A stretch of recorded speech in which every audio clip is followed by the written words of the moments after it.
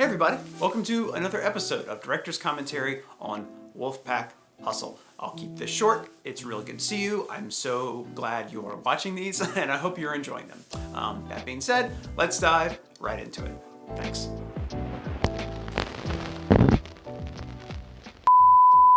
you want to fight, then come in ready to fight.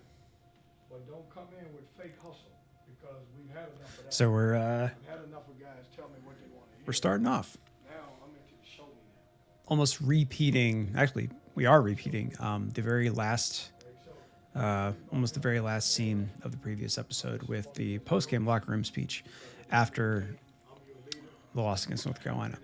You might recognize that quote about fake hustle. We definitely included that in the latter part of the last episode. Nobody thought we could be in at the beginning of the year. You're right there in the fight. We're building a program, and our program And is built one of the right way, playing hard.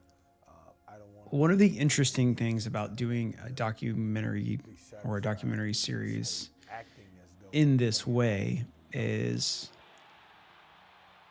you're telling a story because, playing hard all the time. So excuse me, not because, you're telling a story actually do it. and Fake like it or do it because of coach. you're being paid to tell the story Try to get still when you got no chance. by the folks you're doing a story on. Stay solid. When, Now, if you're going to go get an offensive in, go get an offensive inherently that might feel, or that might feel a little icky maybe, or definitely come with some strings attached. basketball, but you know what happens when you're done with Because there's like a money motivation behind it. Like, you're not going to paint your client in a bad light, so many times you get your former because that's just unprofessional. golly, coach, you were right. Now, I wish I should have the great thing about this particular project is that I was able to develop trust with everyone that I worked around, a young kid.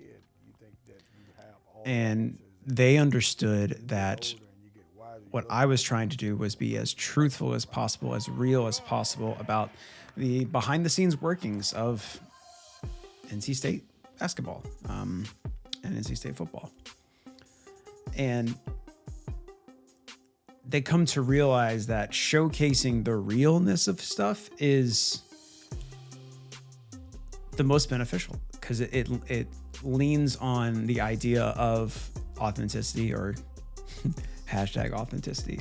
It's popular now, and it can become kind of a buzzword, but at the root of it, it's a value that we all hold in high regard. So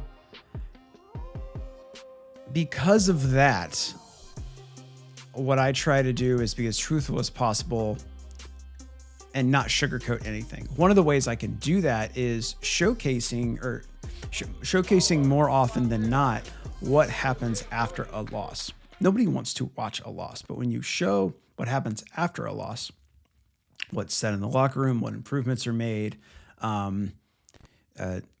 any interview segments that coach happens to talk about, or even the players where we have to we're showcasing, okay, we lost, why did we lose, how do we get better? Last second. Because we live in a social media shiny society where you want to gravitate toward the thing that makes you feel good, the thing that looks cool, but that's not necessarily the realest part of the effort that goes into crafting a program or crafting a sport. So oftentimes after a loss, I will just take that raw footage and just let it play almost unedited during an episode, because it's showcasing the rawness and the realness of a post-loss talk. What are the important things that we're talking about? Like, yeah, okay, a team didn't do well, but this is like Coach Keats and his program. It's his first year. So we definitely need to highlight that, because that's important, because very rarely does a program do a complete 180 from one coaching regime to another. So we got to showcase a little bit of that after a loss. It's like, okay, hey, we know we lost, we know where we messed up, but now let's focus on what we can do to get better, and let's try to make people understand that that was a moment, and now we have to move on from the moment. And how do we do that? So So our player feature this week, we got Markel Johnson, one of probably one of my favorite players to cover. Just a really nice guy, always super friendly with me and very just always had a smile on his face when he saw me, and it was just fun to work with him. When you get around players, I've probably mentioned this before, but definitely with basketball, you're around a smaller group of players, so you get to know them a little bit more than you do with football. Just that's inherent, like because there are just fewer players than on a football team.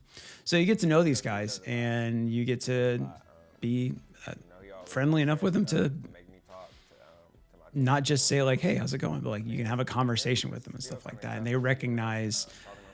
If you're producing something like this, they recognize the effort that you're putting in, and they inherently are like, "Oh, this guy is on our side. This person's on our side.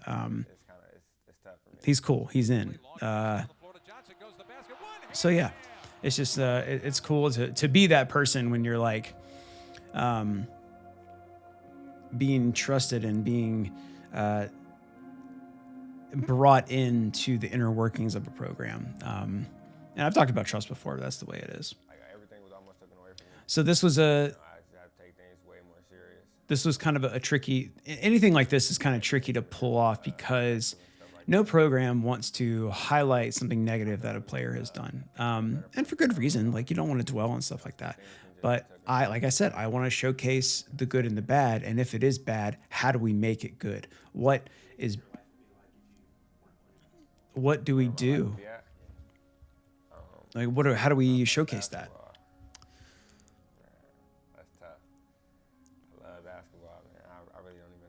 And so I have to work with my point of contact is usually the sports information director for the particular program. With basketball, it's Craig Hamill. So I work with him, and I almost screen my questions with him. Like, hey, this is what I'm trying to do. Like, I obviously don't want to dwell on anything negative that anybody's done, but I want to showcase that somebody got in trouble, made a mistake, but this is what they're doing to move past it and correct themselves, and what is it like for that person.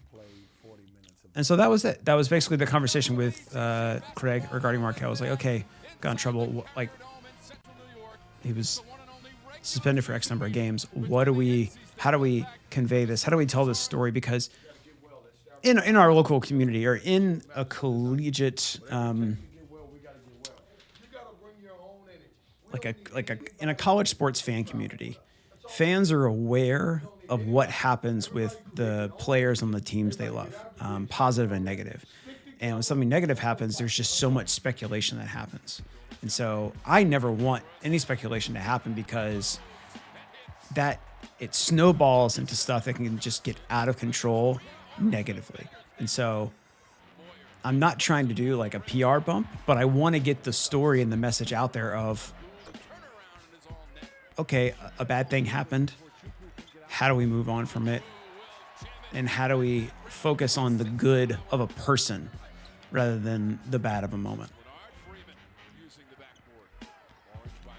And Markel completely understood that too. Like talking with him is just, it's a lot of fun to talk with him.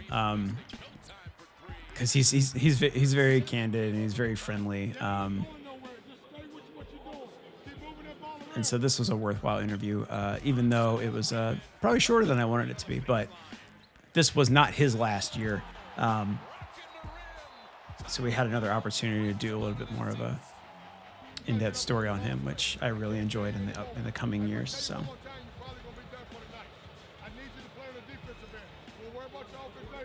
I think that's important. Movies or shows or pieces of media that acknowledge all aspects of a player or a coach. Someone might be a good player, but have a little trouble off the court. How do we highlight that as a whole to recognize all of their successes and all of their flaws, and appreciate them as human beings as long as they're trying to be better? I feel like that's all we can ask of anybody, regardless if they're an athlete or a coach or if they're just a regular schmuck like you and me. we're just trying our best out here. So we're up in Syracuse, which is if you're ever up in Syracuse, Dinosaur Barbecue is the place to go for dinner. They are not a paid sponsor of this director's commentary, but whenever I'm in Syracuse, I always eat at Dinosaur Barbecue because it is some of the best barbecue I have found outside of North Carolina, shockingly enough. And sometimes they have live music, and it's just a lot of fun to be around. So my brother-in-law also used to live in Syracuse, and he recommends the restaurant Possibilities, which is probably one of the worst / best names for an Italian restaurant I've ever heard of. However, it has a glowing recommendation. So if you're ever up in Syracuse, New York, check out Dinosaur Barbecue and maybe Possibilities, and then let me know what you think about it.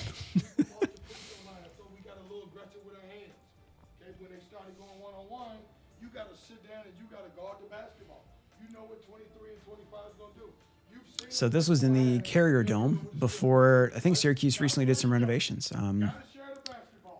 It was this arena that had like a soft top to it, and it was like pressurized, so they could only let a certain amount of people in the arena or out of the arena at a time before they had to like close out all the doors and reset the pressure. It was very strange, but it's definitely a unique arena, and it's kind of cool just to have that experience. So this is a good game going on. I don't remember what happens. I think we win, but I do not know. I can't thank y'all enough for checking out this episode of Director's Commentary. If you are enjoying what you are watching and you want to help support some of the stuff that I'm making, I would deeply, deeply be humbled if you considered becoming a patron. You can check out the Patreon link in the description below. Becoming a patron comes with all kinds of cool perks, and it helps me make more stuff, both in quality and in quantity, and it really would just mean the world to me. Okay, please resume watching. Not the best lighting in the arena, but that happens in a lot of places. You end up, there's just not primary lighting.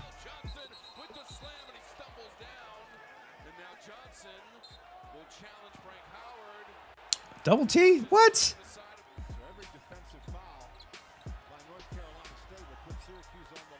Markel is always just so, I mean, he is. I imagine he still is. He plays overseas right now. He's just passionate about basketball, man. He just loves the game. He gets into it. Much like if we're passionate about anything, we wear kind of our emotions on our sleeve when it comes to it. We can't fault anybody for that. Like, they love what they do, and love is an emotion, and when it becomes a heightened emotion, other emotions can also come out with the same intensity. I get that way sometimes about movies or TV or music or food.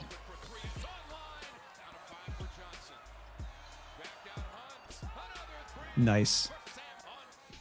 Love the little. Well, I love if I have an opportunity where the way my shot is lined up, if I capture the action and then right behind the action happens to be our bench, I will more often than not go right to filming that bench as opposed to following the player back up the court. I'll go to the reaction of the bench because it's the best. Because there's players on the bench that they're not actively playing, so they're not worried about getting back on defense. They're just reacting to what they're seeing. They're reacting to their own teammates having a great time, scoring well. And that's just a lot of fun to witness and capture on tape, as it were. Look at that. Oh! With time winding down. Let's go. How does this game end? No good. That was the game. All right. Nice. Well done. Markel with the final shot. I love when a plan comes together.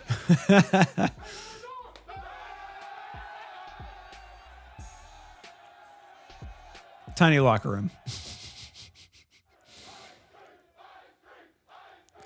We chant ice cream because when we went on the road, we go get ice cream. Not great if you're on a diet.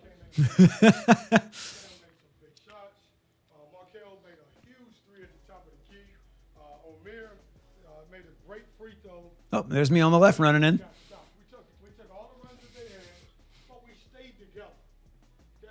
I think that was me. Yeah, I was pretty sure it was me.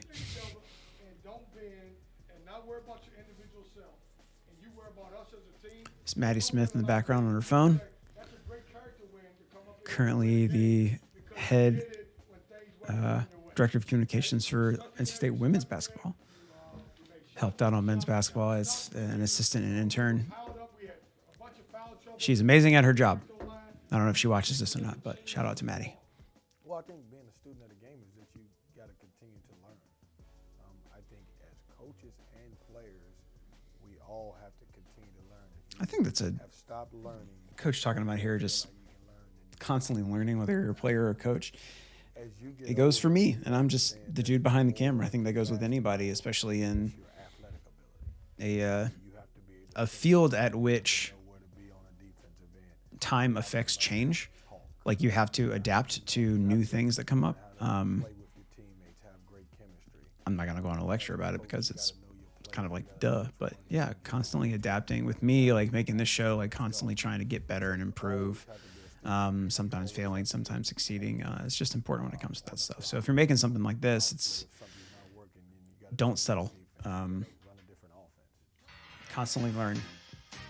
And so now we're back in the state of North Carolina, but we're over in Winston-Salem. The lighting in this arena might be the worst.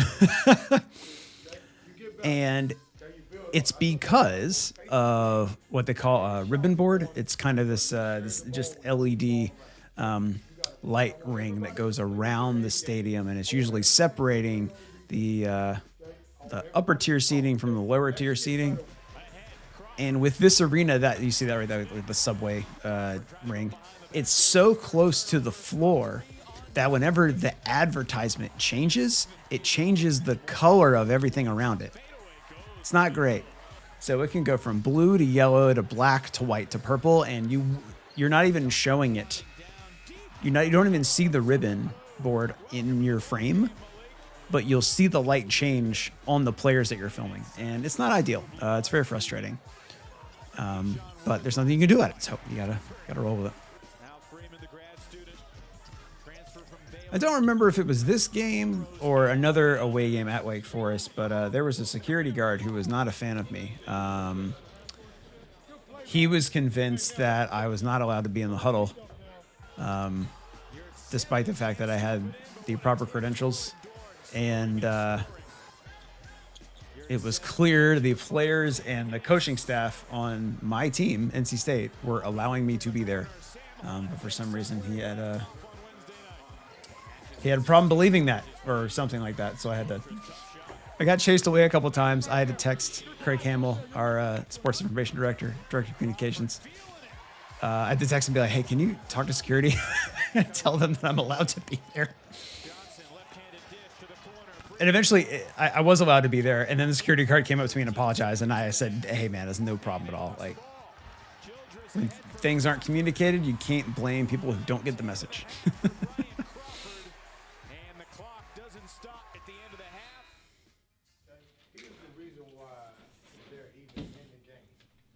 I love a sweat shot. If I have an opportunity to showcase any sweat on anybody, I'm going to film it just because I think it looks good. It looks cool. It looks like effort, and that's what's happening here. We're capturing effort. We got 7 assists on 14 made field goals.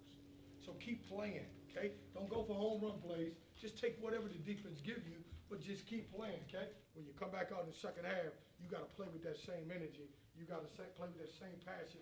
You got to come out with a defensive mindset and be ready to go. Everybody good with that? I love what you're doing, man. You got to play them.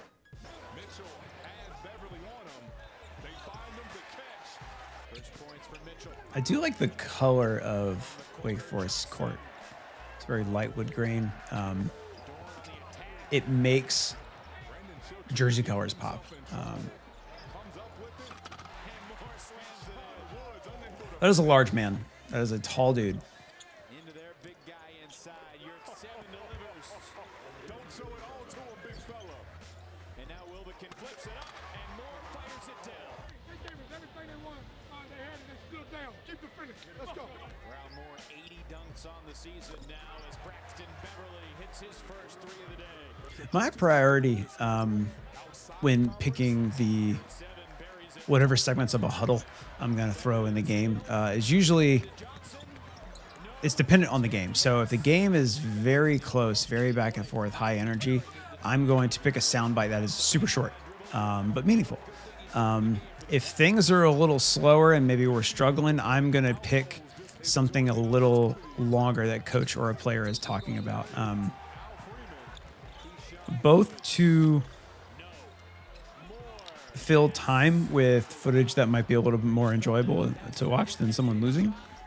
But usually that's where there's more meaning. There needs to be more encouragement. Like if a team is winning, if let's say NC State is winning just by a lot, I don't need to throw a whole lot of huddle in there because encouragement is not really needed because they're doing really well.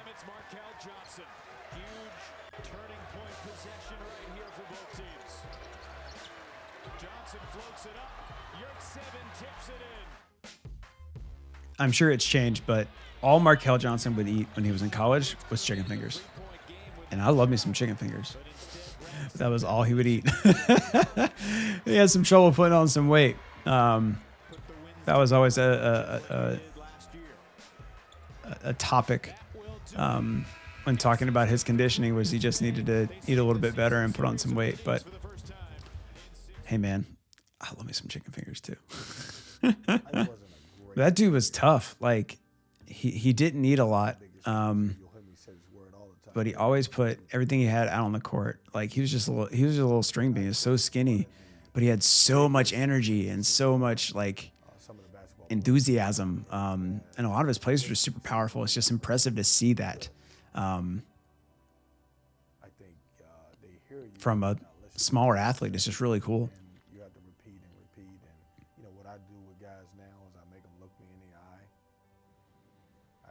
Sometimes make them repeat what I said. And you'd be surprised if you tell a guy, just tell me what I just said. They may not know. I'm guilty of that too. Like if I'm in class and I'm listening or whatever, and someone's like, okay, what did I just say? I'd be like,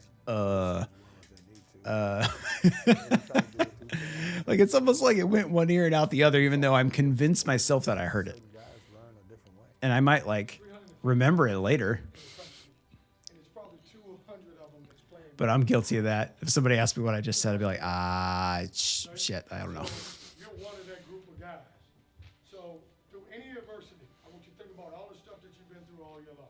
So it was nice to start off the episode talking about how to get better from a disappointing loss. And then we have a player segment talking about how much basketball means to him. And then we have back-to-back wins. I think that's a really solid makeup for an episode. You went on a journey. You started somewhere and you ended somewhere else. And that's what you did. You found a way. So that's impressive. And that's storytelling, right? Everybody good with me? Yeah. See what I mean? What I'm trying to tell you is that, God, no matter what the situation is, if you believe in the man beside you, anything's possible. And that's all you got to do. Hard work. 1, 2, 3. Hard work. Thanks for watching, guys. Thank y'all so much for watching today. If you have any comments or questions about what you saw, please feel free to leave them in the comments section and I'll get back to you as soon as I can. If you enjoy these videos and you want to stay up to date on other directors' commentaries or other videos I do put out, go ahead and hit subscribe as well as ringing the bell so you get a notification every time I do make something new. And if you want to further support the stuff that I'm making, I would be so humbled if you considered becoming a patron. Becoming a patron comes with all kinds of cool perks, even outside of director's commentaries. Yeah, but that's about it. Thank you again so much for watching, and I'll see you next time. Bye.